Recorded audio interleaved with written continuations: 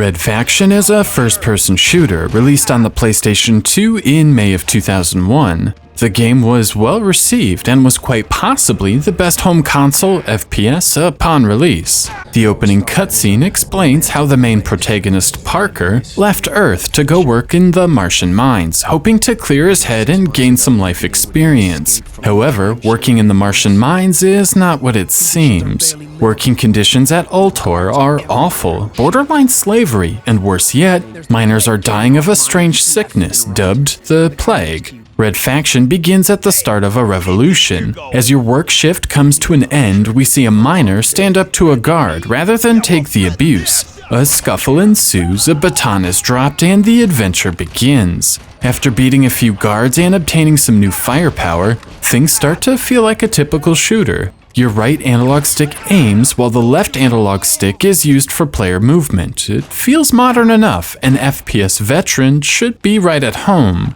The aiming is a bit clumsy, however. At times, the auto-aim will grab your cursor if you are pointing in the right general direction and works as intended. Other times, it fails to lock onto an enemy at all, or worse yet, loses the target right before you pull the trigger. It creates a rather inconsistent experience, and even after a dozen hours, it never feels quite right. Things are mitigated with the close-range weapons, however. The shotgun in particular is quite effective. As it mows down most foes in a single shot, you can be a bit more patient with the auto-aim and deliver the death blow when it finally locks on. Still, while not as smooth or forgiving as something like Halo, released just 6 months later, Red Faction is totally serviceable. The first section of the game focuses on escape, with the revolting miners calling themselves the Red Faction. They are led by a tough female, Eos, and a guy on the inside named Hendrix. Each guides you through the mining complex via radio. The radio is used to offer assistance, give you your objectives, as well as keep the plot moving. You won't see many of the key moments of the story, but instead hear about them via radio. I actually find this to be a pretty cool way to tell a story. While probably just a product of its age, rather than real intent, Red Faction almost always plays out in the first person. With few exceptions, you experience the story from beginning to end on a linear path from point A to point B. This means the moment your work shift ends to your hopeful escape is one continuous journey. Early on, you actually make it to a bay where a group of miners manage to hijack a shuttle and begin their escape, only to watch it be taken down by some rockets. This scene does a wonderful job giving you a feeling of hopelessness as well as showing off the brutality of the mining corporation. It gives incentive to want to take down Ultor and lets you know the journey is going to be tough. Another defining feature of Red Faction is the so-called geomod technology. Basically, you can use explosives to change the geometry of a level. Instead of going through a door, you can blast your way around it. While a cool concept, the game rarely takes advantage of it. A few times I was able to take advantage of this, like blasting a hole in the ice so I could safely land in some water. But the entire gimmick feels entirely underutilized. Many surfaces can't be blasted through at all. So, while I wanted to create a hole in this wall to avoid entering an ambush, the game wouldn't let me. After making your way through the main mining operation, you start your journey through the entire mining facility, systematically taking down different sections of the base to aid in your goal. Taking out the geothermal plant is a 5-step process, requiring you to sabotage 5 different items. The occasionally mission-based gameplay is a nice diversion to the constant slaughtering of guards up to this point. Shortly after this, the game adds some stealth elements where you put on a suit, holster a pistol, foregoing all other weapons, and attempt to make it through some administrative offices without being detected. Like the geomod gimmick, the stealth gameplay doesn't work all that well. It is never clear what sets off a guard or how to avoid them. I found trial and error to be the only real way to make it through.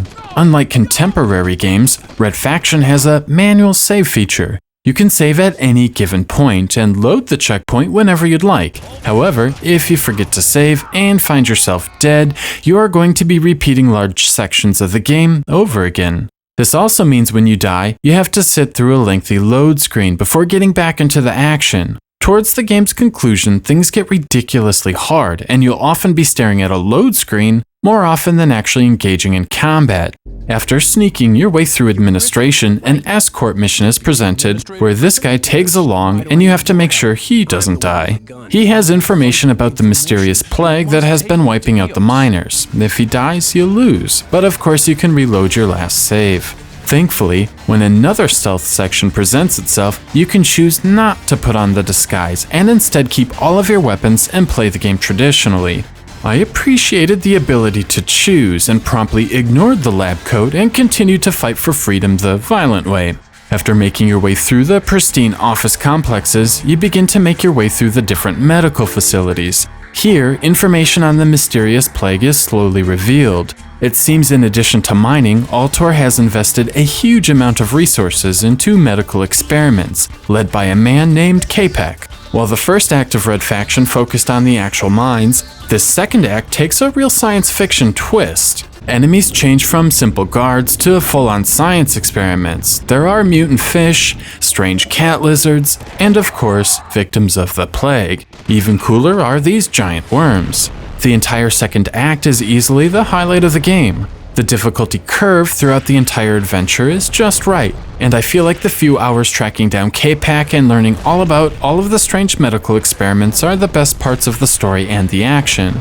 It offers a great challenge, but never feels unfair. If you take your time and learn from your mistakes, you should make it through. The other highlights of Red Faction are the vehicles. There are 4 in all, and each functions very similar.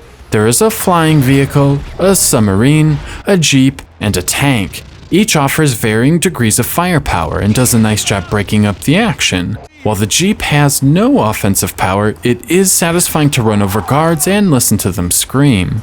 After taking down K-Pack, we move into the final act of the game. With the mining operation effectively being shut down, along with the medical research division, it is finally time to make our escape. In this final act, Red Faction takes a fairly brutal turn in the difficulty department. The simple guards we fought up to this point have been replaced with mercenaries. These guys are not only packing superior firepower, like railguns that will smoke you in a single shot, but they also wear body armor and can take a ridiculous amount of time to kill. For me, this is where Red Faction starts to stumble. While the controls work decent, they are not precise enough for what the game asks of you in the final hour. Sections of the game feel like they are designed for the pinpoint accuracy of a mouse and keyboard, and the dual analog controls simply aren't up to the challenge. Even with the heavy-duty weapons you obtain in the final areas, I often found myself overmatched, repeating small sections of the game over and over again, making progress very slow. Perhaps those with a higher skill won't have such an issue, but even on the medium difficulty, I find these final areas of Red Faction to be more frustrating than fun. I don't want to be too hard on the game, as there are bright spots. The audio presentation is top-notch, with a great soundtrack setting the mood of certain areas. It has a very 90s synth sound to it, and only plays during key moments of the game. The weapon sounds are especially good, really making you feel like a badass. The stereo separation is terrific, with voices and gunshots floating from left to right as you move around. More important, the dialogue and voice acting are both great. Hendrix and Eos both sound terrific, which is a good thing since they talk quite frequently. It sells the idea there really are 2 people helping you on your journey. The level design also has some bright moments. Oftentimes, there are alternate paths, encouraging you to explore areas completely to see how everything is linked together. There are interesting set pieces as well, from the desolate canyons of Mars, to the squeaky clean medical facility, to the dirty mines and some high-grade military facilities. Red Faction does an awesome job mixing things up, while at the same time making the adventure cohesive. While I know there are folks that still really love Red Faction, and I can honestly see why, I just don't have the same appreciation. The game feels like a PC title, running in low detail mode to fit the limitations of a home console. There are very few lighting effects, and everything has a very flat appearance because of it. The outdoor areas are even worse, with the same small texture repeating forever. The controls still feel like they were made for a keyboard and mouse, and the dual analog controls don't match the fluidity of something like Halo, which was fine-tuned for a controller. Even worse are the technical issues.